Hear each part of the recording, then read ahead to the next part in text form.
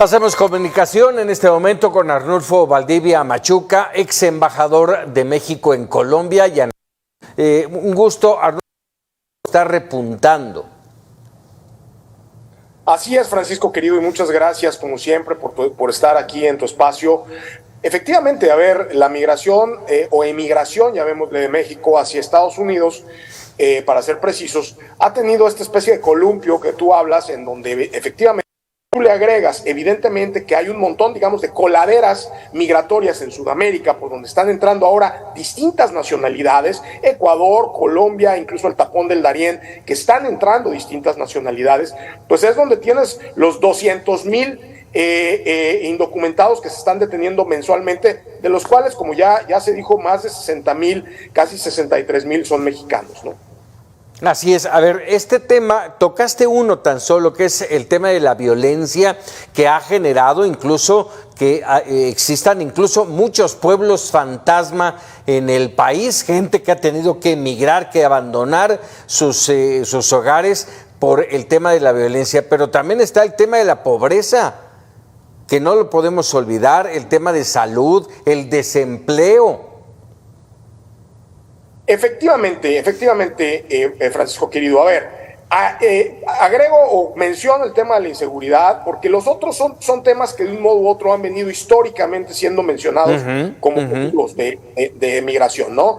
Y evidentemente también, como se mencionó, hay un elemento, digamos, de reunificación, pero ese claramente no es el más importante. Es decir, si hay un elemento importante, hay un elemento, digamos, relevante, reconocible de reunificación, que es el de que las familias, pues ya está ya la mayoría y el resto de la familia se quiere ir a Estados Unidos, pero en realidad, efectivamente, lo que pasa es que hay una descomposición brutal del tejido social en innumerables estados que de por sí tienen una enorme tradición migratoria.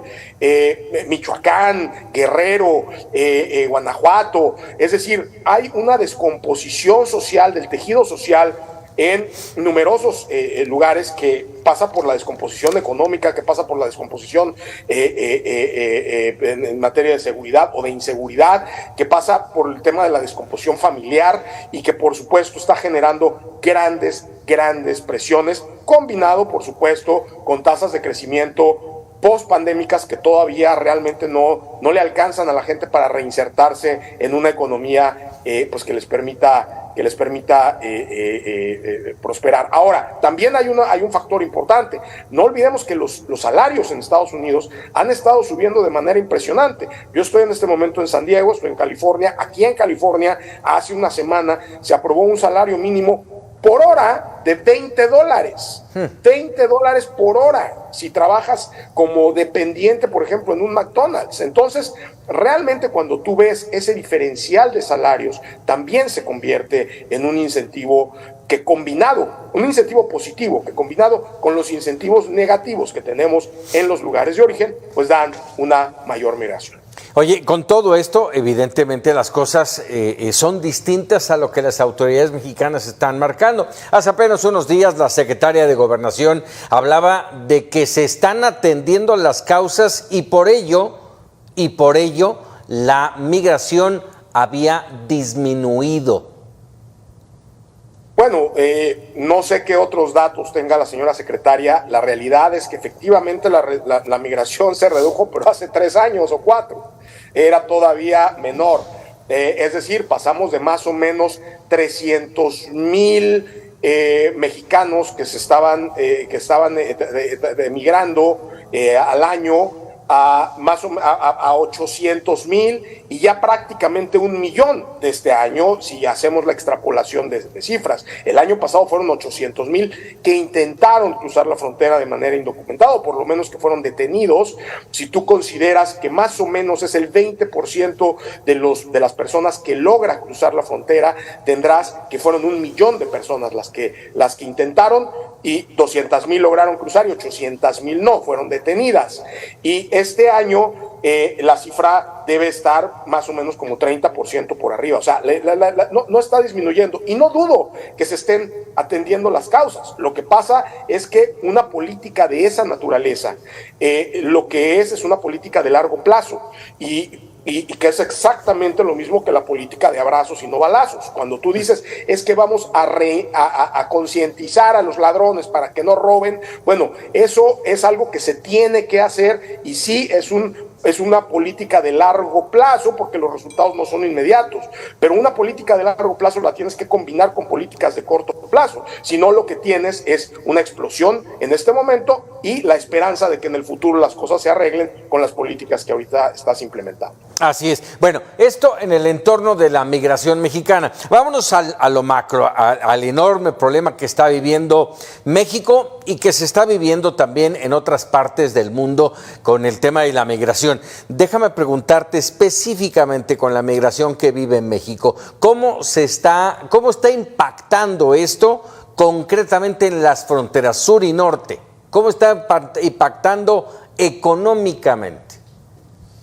A ver, Francisco, querido, hay un poquito volviendo a los números, si hablamos de que más o menos estamos hablando de más o menos 200,000 personas que están de los mexicanos que estamos hablando de que están entrando a México 10,000 personas no mexicanas tratando de llegar a los Estados Unidos.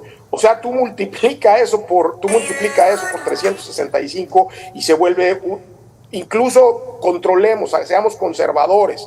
Estás hablando de más o menos, de más que menos 300,000 personas al año, más o menos entre 150 y 180 considerando los valles y los picos. Entonces, cuando tú tienes 180,000, casi 200,000 personas al año no mexicanas, más los mexicanos, te puedes imaginar la presión que hay en términos de el fenómeno, y por eso es que estamos hablando de una crisis migratoria. ¿Cuál es el problema?